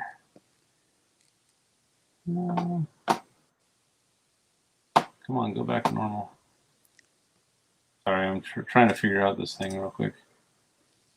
There we go. Okay. So so you're saying that God has a body, or he's a person, individual. He appeared to me as such. And I'm not saying, what earlier on in my near-death experience, he was formless. I knew it was God because that love, there was no mistake, that love. But he was huge and he was formless. When I went to sit on the log, and Jesus walked me over to the log, over to this wooded glen, and I sit down on this log, and there's this man sitting on the other end, and I knew it was God. And that's what he looked like. And Yeah. then we started with the conversation. And see, like my thought process on God has always been, well, not always. It's been more recently that I started drawing kind of a conclusion. And again, I hate saying draw a conclusion because I've gotten to the point where I don't feel like I have all the answers. So it's difficult for me to want to say I've drawn conclusions. But, I've taken that God is spirit, or like he basically, but the Holy Spirit is spirit also. So it's like, I kind of think of the Holy Spirit as the manifestation of God through the Spirit. And God also manifests in the form of Jesus. God manifests in the form of the burning bush, like you were saying. And I've made reference to this before, because I feel like And again, I don't know what to think of God having a specific body. But to me, I feel like God is the manifestation of the all, I guess you could say, however God manifests. Like, you know, the great I am, or the, you know, you know what I'm saying when I say the all. Mm-hmm. So Yeah. I don't know. I mean, for me, it remains to be seen. I mean, you have definitely shine light on that situation. I don't think I could fathom until I cross over to the other side. Well, he was beautiful, but he was so easy to talk to. He was so, I wasn't afraid of him. And I think, you know, he created everything in this entire universe and multi-universe and on and on and on. Mm-hmm. He created physics. He can undo physics. He can do anything he wants to. So if he wanted to appear to me as this loving man that I can look at and think father figure or whatever, Interesting. then he can do that. It, you know, I had a Native American friend who wanted to see the face of God, and a huge white owl appeared, and he recognized that huge white owl that came out of nowhere as God. Yeah. And I said, God can be a worm for a robin if he wants to. He can do anything he wants to. Yeah. And, you know, it, it, he's awesome. He's an awesome God. He can do anything. Yeah. Really quick, I just want to say, Adriana said that she has the painting of Jesus or God in her living room. Oh, It seems like she was very excited. She that's said that. awesome. I can't see So it. yeah. Anyways, I'm just kind of flipping through the messages, but she was saying that it seemed like she was very excited that that's the painting that she had, like it was maybe some sort of confirmation or something. Oh, that's wonderful. And then Tom says angels manifest in our realm. Much love. You know, I guess they do. it's true. And Tom, I appreciate you showing up at the last second here. I'm probably going to be wrapping up here in just a sec, but I'm just kind of saying, Gypsy Road. This guy's name's Eric. Super cool guy. I've actually been on his show. He has a live stream also. And we are a little tight knit community over here doing our little YouTube videos.